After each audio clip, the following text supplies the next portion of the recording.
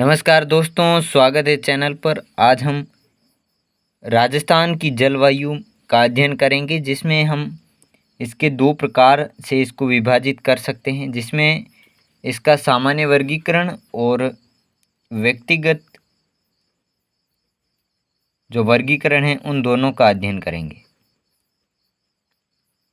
तो सबसे पहले इसके सामान्य वर्गीकरण को जान लेते हैं, जिसे 5 बड़े भागों में बांटा गया है, जिसमें है अर्ध शुष्क जलवायु,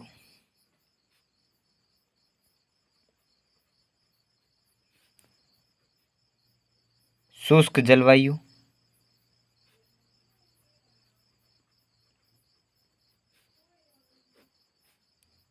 उप आर्द्र जलवायु, आर्द्र जलवायु और अति आर्द्र जलवायु। यह जलवायु का सामान्य वर्गीकरण है, जिसमें इसे सेंटीमीटर वर्षा के आधार पर विभाजित किया गया है, जिसका प्रमुख आधार है वर्षा।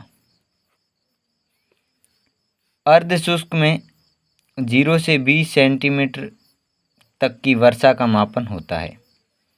इस अर्ध शुष्क जलवायु में पश्चिमी राजस्थान के ज़िले आते हैं, जिसमें आपके बाड़मेर, जैसलमेर, बीकानेर ज़िले शामिल हैं।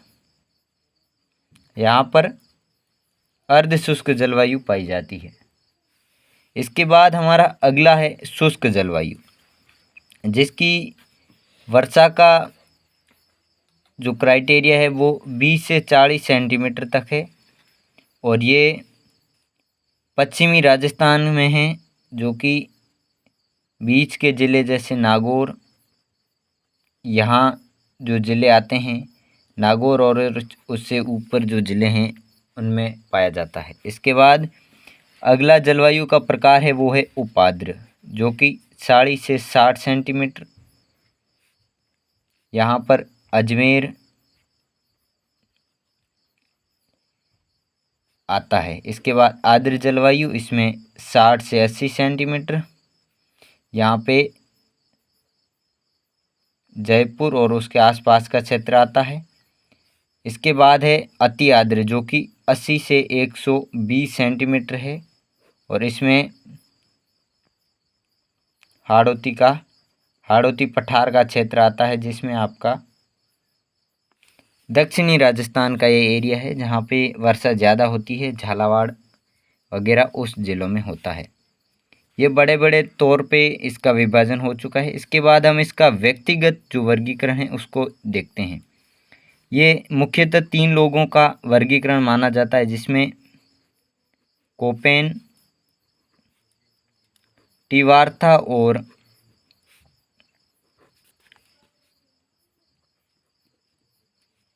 थॉर्नवेट का वर्गीकरण है।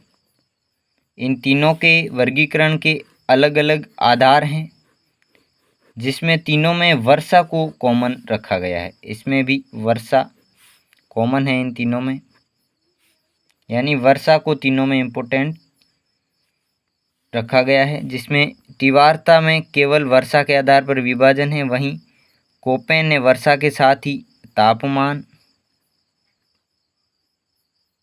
और वनस्पति को शामिल किया है। वही थॉर्नवेट ने वर्षा के साथ वाष्पीकरण,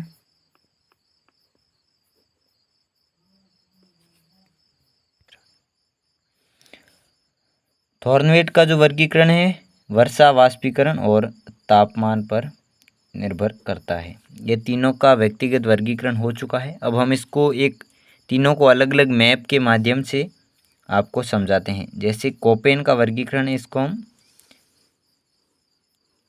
राजस्थान का मैप बनाते हैं, कच्चा सिट्टा ही मान लो आप। तो इसमें जो है इस वर्गीकरण को 4 भागों में बांटा गया है, जिसमें आपका कुछ इस प्रकार से इसके 4 भाग किए गए हैं। जिसमें पश्चिमी राजस्थान में BWSW प्रकार की जलवायु,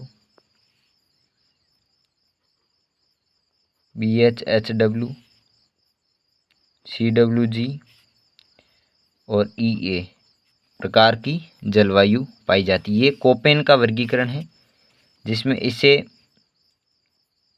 अर्ध शुष्क में रखा है, इसे शुष्क में, इसे आर्द्र और इसे अति आर्द्र में सम्मिलित किया है। तीव्रता का कुछ इसी का ही कॉपी ही है, तो इसको ज़्यादा इम्पोर्टेंस नहीं दी गई है, लेकिन थॉर्नवेट और कोपेन के वर्गीकरण को महत्वपूर्ण माना गया है। इसके बाद हम जानते हैं थॉर्नवेट का जो वर्गीकरण है वो।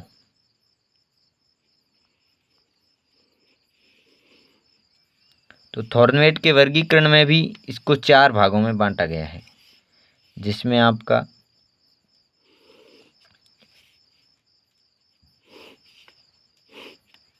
चार भागों में बांटा गया है। यह है आप थॉर्नवेट का जलवायु वर्गीकरण। इसमें है EBD, DAW, TBW और CAW। इस प्रकार से इनका विभाजन किया गया है। वो एग्जाम में प्रश्न पूछे जाते हैं कि थॉर्नवेट के वर्गीकरण के अनुसार दक्षिणी राजस्थान में किस प्रकार की जलवायु पाई जाती है, या पूछा जाता है जयपुर के आसपास किस प्रकार की पाई जाती है, या उत्तरी जिलों में किस प्रकार की पाई जाती है, या पश्चिमी जिलों में किस प्रकार की पाई जाती है। इस प्रकार से प्रश्न पूछे जाते हैं। तो कोपेन और थॉर्नवेट का महत्वपूर्ण है, टीवार्थ का इसी का ही एक तरह से डिक्टो है।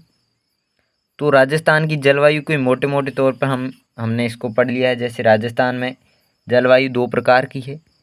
सामान्य वर्गीकरण में इसको 5 भागों में बांटा गया है: अर्ध शुष्क, शुष्क, उपाद्र, आर्द्र और अति आर्द्र। अर्ध शुष्क जलवायु 0 से 20 सेंटीमीटर, शुष्क 20 से 40, उपाद्र 40 से 60, आर्द्र 60 से 80 और अति आर्द्र 80 से 120। और इसके बाद व्यक्तिगत वर्गीकरण इम्पोर्टेंट है, जिसमें कोपेन, टीवार्थ और थॉर्नवेट ने वर्गीकरण किया है। कोपेन के वर्गीकरण वर्षा, तापमान और वनस्पति पर आधारित है। थॉर्नवेट का वर्षा, वाष्पीकरण और तापमान पर आधारित है। टीवार्थ का वर्षा पर ही आधारित है। कोपेन ने इसे BWSW, BHSW, CWG और EA के रूप में बांटा है। वहीं थॉर्नवेट ने इसे EBD, DBW, DAW और CAW के रूप में बांटा है। इस प्रकार राजस्थान की जलवायु का जो टॉपिक है उसको हम अच्छे तरीके से पढ़ चुके हैं। तो साथियों, आज के वीडियो में बस इतना ही। अगला वीडियो किसी और टॉपिक के साथ बनाएंगे। धन्यवाद। जय हिंद। वंदे मातरम।